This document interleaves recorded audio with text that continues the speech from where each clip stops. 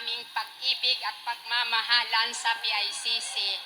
Mula noon, nung nagkakilala kami sa pamagitan ng pag-share, doon niya po ako natagpuan at hindi ko na po na malaya na ako pala ay hinahanap niya sa gawain. Tuwing Sabado po, nandoon po ako sa PICC. Mula noon, nung natunto niya po ang aking pwesto sa gawain, hindi niya na po ako tinatantanan. Hatid sundo niya na po ako sa sakayan, bawat uwi ko po. Brother Mike, sa pamagitan po ng inyong paghahayag ng mabuting balita, ang aking pag-ibig kay Brother Billy po ay nabuo. Sa pamagitan po ng kanyang pagpapahayag po ng pag-ibig sa akin. So ngayon po, kami po ay pinagpapala ng dalawang sopling. Ito na po silang dalawa. Second year college at saka senior high po.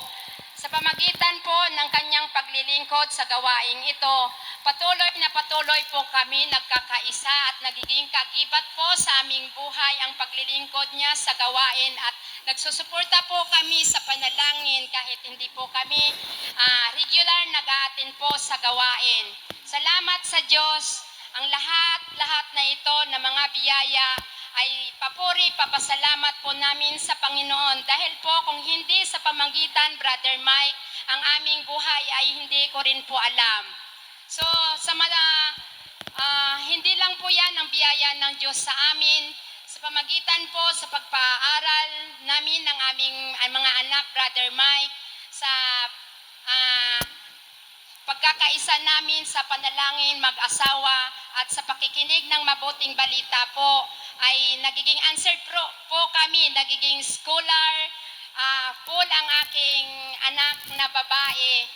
So salamat sa Diyos dahil alam ko po ang lahat ng ito ay sa aming pagtitiwala sa gawain at sa naririnig namin po sa balita ay sa gawain ng papahayag ng punong lingkod, kami po ay wala po kaming binibigo ng Panginoon sa aming mga kahilingan. Mula sa simula po, nagsimula po kami sa bahay Kobo hanggang po kami po ay alam namin na walang imposible sa Diyos. Sa ngayon po ay konkreto na po ang aming bahay. Galing po sa Panginoon ang lahat na ito. Salamat sa Diyos ang lahat ng ito. Binabalik ko po pagpapasalamat sa Panginoon. To God be the glory. Thank you po, Brother Mike. I love you. I love you so much. Panginoon.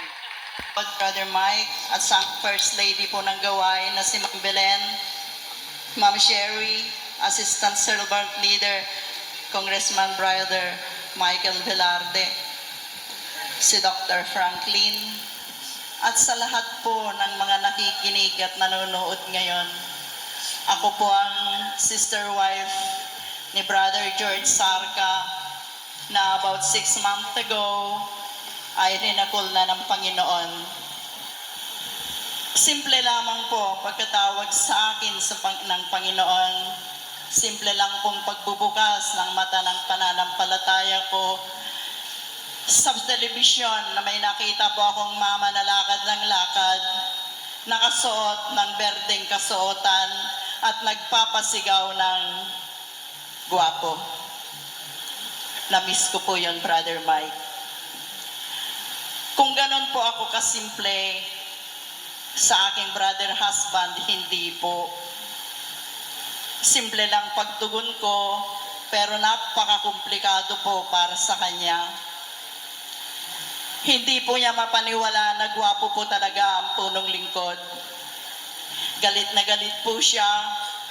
Hindi niya maunawa ng pagkilos ng Banal na Espiritu na gustong gusto ko po talagang dumalo sa malaking gawain. Nagkasa na lamang po ako sa TV at saka sa radyo. Isang simpleng tao din po siya. Mabait, tahimik. Hindi pa man po siya dumadalo sa gawain, sinunod na po niya ang payo ng punong lingkod sa isang maayos na pagsasama. Parati pong sinasabi niya ng punong lingkod, always say yes to your wife. Ganon po kami kasimple mag-asawa, may dalawa pong anak, may sarili na rin pong pamilya. Kaya po ako nag-iisang nakatayo rito kasama ng Diyos. Sa pagtugon po niya sa isang napakalaking aksidente po, head-on collision po ang sasakyan, total wreck po. Pero mahimala pong biyaya at pagpapala na binuhay pa po siya ng Panginoon sa kakaunti lamang po na sugat. Sa paglabas po niya sa ospital, ang unang-una po niyang ginawa nung makalakad na po siya ng maayos, dumalo pong mag-isa sa PICC. At doon po niya tinanggap talaga, nagwapo po talaga ang punong lingkod. Ganon po kasi po ang pagsunod po niya. Nagkaroon po siya ng desire na maglingkod. Nagsimula pa siya sa pagiging marshal. Nakita po niya yung mga disciple na nag-aaral dito sa stage. Sumama po sa sit-in na klase. Hanggang sa napabilang po siya sa preaching force ng PFCC 24 Cavite. Naglingkod po siya na walang reklamo. Kahit saan po siya ipadala, sumusunod po. Pero sa paglipas po ng panahon, hindi ko po alam na may bagay po pala siyang karamdaman. Hindi po niya sinabi sa akin, ganon po katahimik, ganon po siya ka-conservative. Ayaw po niya na mag-alala po ako dahil ganon po niya ako kamahal. Sa pagbubukas po ng Panginoon ng mata ng pananampalataya sa Kanya, hindi po siya nagre-reklamo kahit na ang mga painkillers na po ay hindi na gumagana sa Kanyang katawan. Hindi ko po narinig na dumaing. Ang tangib lang po niyang sinasabi sa akin, huwag kang mag-alala, hindi ka pababayaan ng Diyos. Hindi ako natatakot. Nakahanda na ako. Hinamon ko po siya. Ang sabi ko, bakit si Haring Hezekiah nung humarap sa dinding at nanaghoy, binigyan pa siya ng another 15 years ng Panginoon? Ang tugon po sa akin, oo, dahil kalooban niya. Magaganap yan kung kalooban ng Diyos. Pero kung ako, nakahanda na akong humarap sa Panginoon. Ganon po katatag ang pananampalataya niya. Sabi ko po, hindi ko kaya. Ang sagot niya sa akin, hindi ka pababayaan ng Diyos. Ano ang dapat kong ikatakot? Nakahanda na ako. Nakilala ko ang Diyos. Nagpakilala sa akin ang Diyos. Binigyan niya ako ng pagkakataon na makapaglingkod sa Kanya. Binigyan niya ako ng pagkakataon na makapaglingkod sa punong lingkod. Ano pa ba naman hahanapin ko? It is a good life. To God be the glory.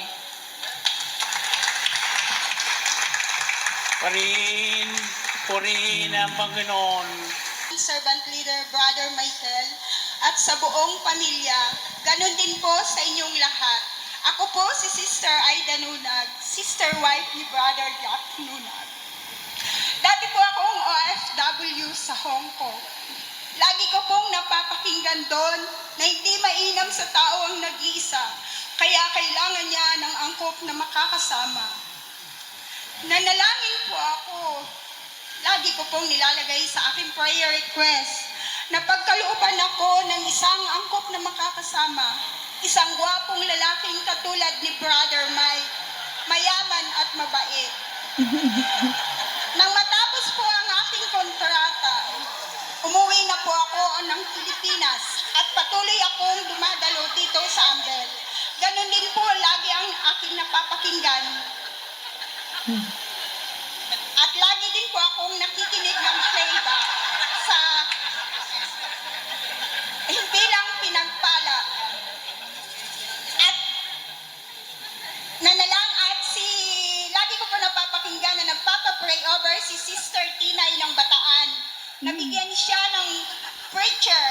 mapang-asawang preacher. Nag-joke po ako. Ang sabi ko po, ako din.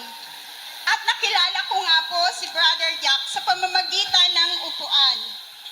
Kinuha niya po ang aking cellphone number at para daw po lagi kaming may upuan. At nanligaw na po siya sa akin at naging kami na. Tapos po, inalok niya na po ako ng kasal kahit wala siyang pampakasal. Nagtanong po ako sa Diyos. Pinagkatiwala ko po ang lahat sa Diyos. Sabi ko po kay Lord, Lord, ang hinihiling ko po sa iyo ay gwapong katulad ni Brother Mike. Bakit naman po ang itim niya? Ang bulong po sa akin ni Lord, wala akong anak na pangit. Ang sabi ko, Lord, yung pong mayaman, wala nga po siyang pampakasal. Sabi, anak, mayaman siya sa panalangin. Pinagpala kitang lubos, ibahagi mo sa aking lingkod at tulungan mo siya. Lagi ko po siyang ipinapanalangin nung mag-asawa na kami.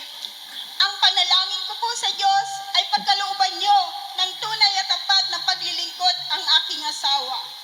Akala ko po kapag preacher ang asawa mo, hindi ka makakaranas ng mga madaming pagsubok. Subalit, dito ko po naranasan ang matitinding pagsubok. Dahil po sa aking panalangin, nasuspende po siya noong April 2023. Ang sabi niya po sa akin, nasuspende ako. Sabi ko, okay lang yan. Kung nagkamali ka, kung nagkasala ka, dapat lang yan. Mapalad ka. Tinutuwid ka pa ng ating Panginoon. Sabi ko po sa kanya. Pagkatapos po, tuwing mananalangin kami tuwing gabi, umiiyak po siya sa panalangin. Siyempre po bilang asawa, nasasaktan po ako. Kaya nanalangin po ako mag-isa sa Panginoon. Nakipag-usap po ako. Ang sabi ko, Lord, hindi ko po alam ang buong katotohanan. Kayo po ang nakakaalam ng mga puso nila. Hipuin niyo po silang lahat. At kung luluobin po ninyo na makabalik ang aking asawa, kayo po ang bahala sa kanya. Tapos po, September po, nakabalik na po siya sa biyaya ng Diyos. At biyaya din po ng Diyos pagdating ng November 4 hanggang 7, nakasama po kami sa convention sa Hong Kong.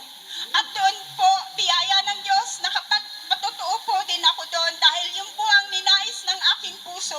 Gusto ko pong ipagsigawan sa Hong Kong, sa mga OFW doon, na magtiwala lang sa Diyos. Ang lahat ay pagkakaloob niya. Tunay po na pinagpala ako ng Panginoon. At tunay po na pinagpala din ng aking brother husband dahil po sa kanya naganap ang kayamanang hindi pinaghirapan. Nakatira po siya sa kondo at wala po siyang iniisip kahit ano. Kahit anong gastusin, wala po siyang ginagastos para sa aming ikinabubuhay. At, hallelujah. God will provide. At ang pinaka-bonus pa pong pagpapala ni Yahweh El Shaddai ay nakasama namin ang punong lingkod sa Hong Kong at nakapagmasahe pa kaming mag-asawa sa kanya. To God be the glory. Pamanan di pinaghirapan ko lang dadagdagan ko lang. Kasi po, nung binato ni Brother Mike yung pamanan di pinaghirapan, sinalo ko po. Kaya dati po, nang-hold up lang po ako at walang pag-asa sa buhay. Pero nung ako na kay Yahweh El Shaddai, ay naranasan ko po na pagpapasok po dun sa peninsula, sasabihin ng gwardiya, Sir, parang gusto ko po tumawa pero pinipigil ko lang. At yun po, to God be the glory. Purihin ang Panginoon. Pong Michael. At sa inyo, mga kapatid na naririto po upang magdiwang ng muling pagkabuhay ng ating Panginoong Jesus. Ang ipapatotoo po namin ay ang kabutihan ng Panginoon sa buhay namin mag-asawa at sa aming pamilya. Sa loob po ng 35 years sa pagsasama namin, 15 years po akong nangunusumi sa Kanya. Pagkat siya po ay napakatalamak sa bisyo, alak, sugal, babae, at ang pinaka-worst na bisyo po niya ay droga. lagi po kami nag-aaway noon. Nabisto si brother, Hindi ko mapigilan na sarili ko na siya ay awayin. Magulo po ang pamilya namin. Meron po kaming dalawang anak na lalaki. Sila po ay 32. Ang panganay namin is 32 years old na po ngayon. May asawa na. At ang bunso po ay 30 years old. Tunay pong napakabuti ng Diyos sa aming pamilya, sa buhay namin mag-asawa. Nung kasalukuyan po siyang nasa kapangyarihan ng bisyo, nagkasakit po siya, nag-50-50 ang kanyang buhay. At nung na-hospital po siya siya nga pala siya po si Brother Tony, ang aking brother husband. Nakalimutan ko. Ako po si Sir Weng, Rowena Arinsuot, from GMA Cavite po kami. Na-hospital po ang aking brother husband sa 13 Martires. 4 po silang naka-confine sa isang ward. Subalit yung 3 po, sunod-sunod na namatay. Yung asawa ko po ang natirang buhay. At natakot po siya. Kaya siya nanalangin na, Lord, bigyan mo lang ako ng pagkakataong mabuhay. Magbabagong buhay na po ako. At salamat sa Panginoon, patuloy kaming nayaya ko po siyang dumalo dito sa mga gawain po dito sa Ambel at sa amin po sa chapter. Subalit after, kahit po rain or shine, dumadalo kami. Pero after 2 years ng pagdalo namin, hindi pa po siya preacher noon, bumalik po siya sa dating bisyo. Ako naman po, nalungkot, pero nagpatuloy ako sa pagdalo kahit hindi ko na siya nakakasama dito sa Ambel. Patuloy ko siyang pinananalangin sapagkat hindi ko po winawala sa aking isip, sa aking puso ang pag-asa sapagkat ang Diyos ay pag-asa. At pinanghawakan po namin ang salita ng Diyos na ang pinagsama ng Diyos ay hindi pwedeng paghiwalayin ng tao. Amen. Kaya po, nagpakatatag po ako sa kabila ng mga pagsubok sa aming buhay. Marami po siyang tuksong hinarap, kahit siya'y nagbabagong buhay na. Pero nagpakatatag po ako na patuloy ko siyang pinanalangin sapagkat alam kong may power po sa panalangin.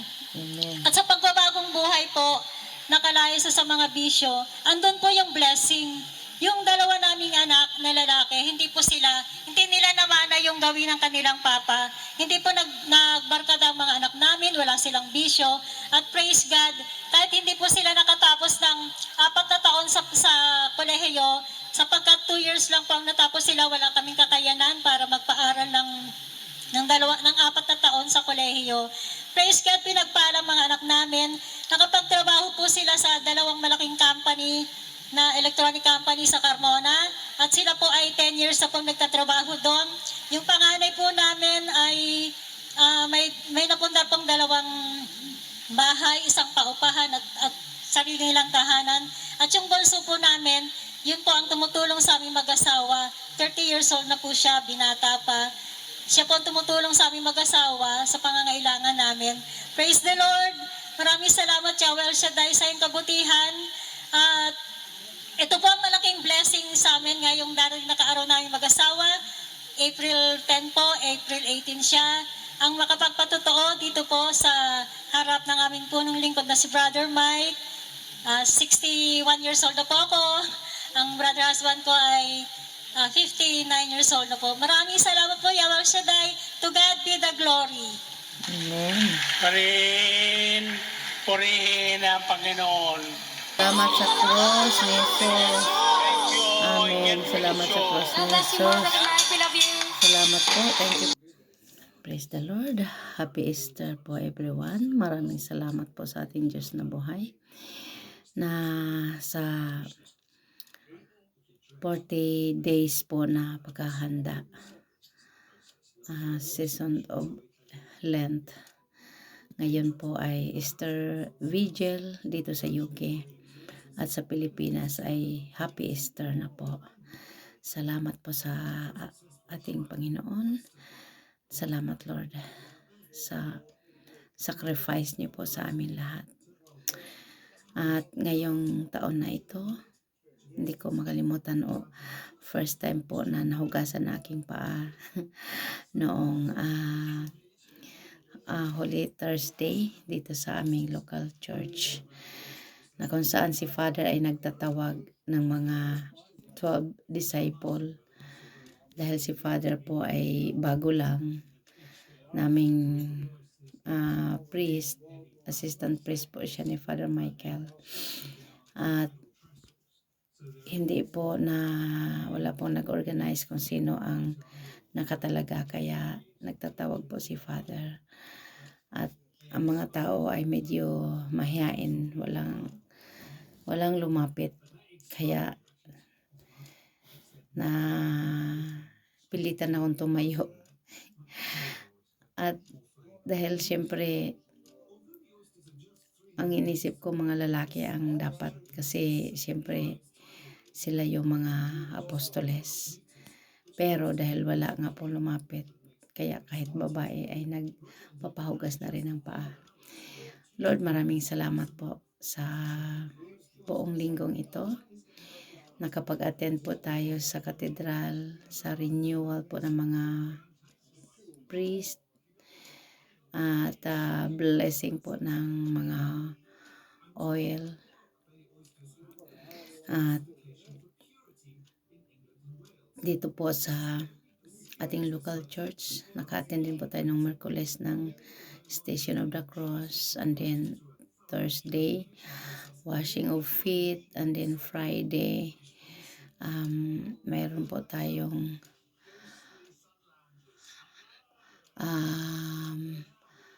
ano bang ginawa ng Friday kagabi,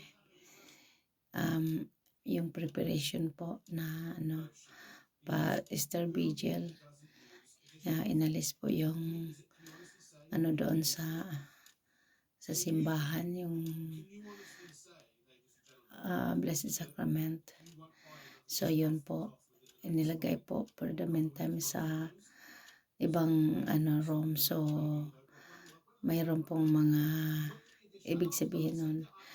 At kanina, ayun, inilagay na po muli sa tabernacle ang Blessed Host. At exaltation of the cross din po kanina. And blessing of fire, blessing of water, renewal of baptism. So yun po ang naganap kanina po sa Easter Vigil celebration. Kaya Lord, maraming pong salamat. Salamat po talaga sa pag-ibig mo sa amin. Wagas na pagmamahal. Nawa huwag mo pong tingnan ang aming mga pagkukulang, pagkakasala, kundi ang wagas mong pag-ibig. Father God, maraming salamat po. Thank you so much. Maraming salamat for loving us. At ito po ang naganap po sa Pilipinas, sa grasya po ng ating Panginoon. Salamat po Lord. Thank you so much. Thank you po. Yan po ang ating mga kapatid. Ito po si Sister Angie. Nag-attend po siya sa Zoom po yan. Ayan. Saya-saya ni little sister. Nahiya siya, nagtago. Yan po, katatapos lamang po ng gawain sa Ambel. Salamat Lord, napakadaming tao na nag-attend. Talagang blessed na blessed. Salamat sa mga tumugon sa iyong panawagan Lord. At akin pong inaalala nung tayo po Lord ay nasa Pilipinas pa. Isa din po tayo dyan na nakipagsiksikan.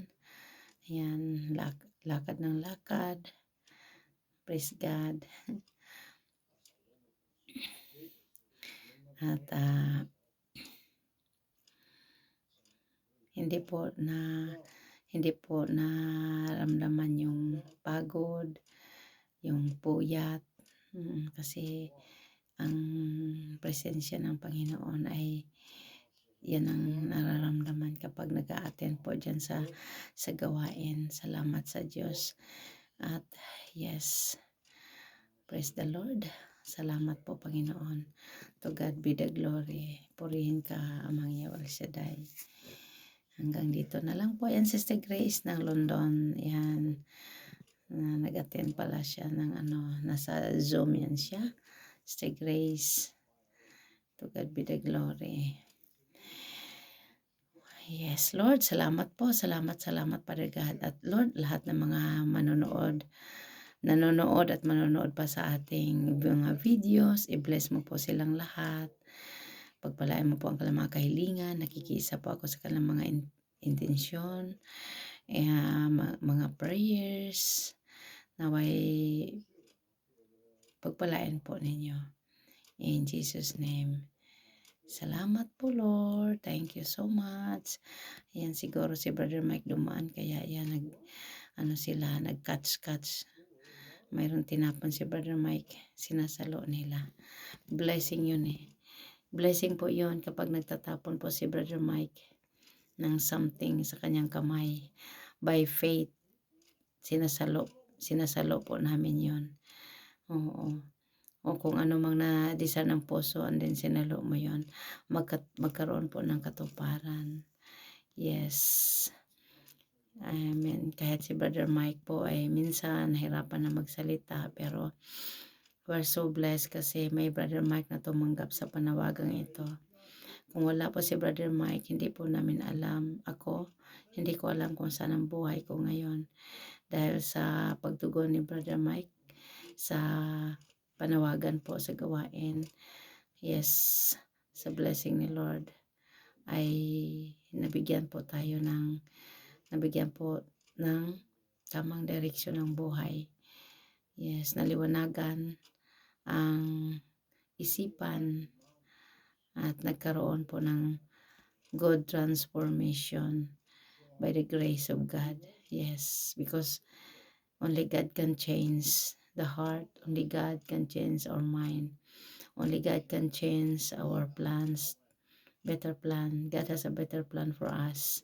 Kung may mga plano man po tayo, mga tao, masigit na mga ng plano ni Lord sa ating mga buhay.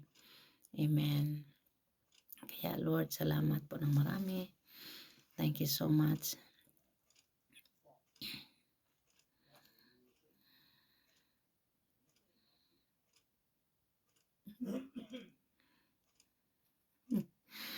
Nakakatuwa yung mga sisters doon, no? Praise the Lord. Nakakamiss din. Yes. Thank you, Lord. Salamat. Okay po, hanggang dito na lang. God bless. Sa susunod uli, pagpalain po kayong lahat. Ayun, Sister Julie. Sister Julie ng Welcomes to. Nakasingit. Bless you, Sister Julie ng Welcomes to. Nakasingit po kayo. Okay. Salamat po. Thank you. O, mayroon pa. Mayroon pa sumingit. Sino yan? Japan. Sa Japan. Ayun. Sa Ambel. Hindi yata sila nagmamadali. Baka dyan lang yan. Ay, si Sister Virgie ng Paris. Sister Virgie ng Paris.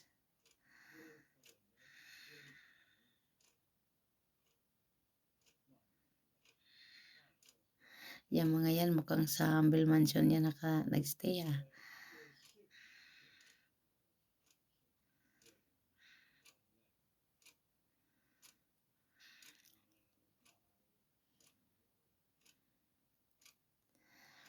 Okay.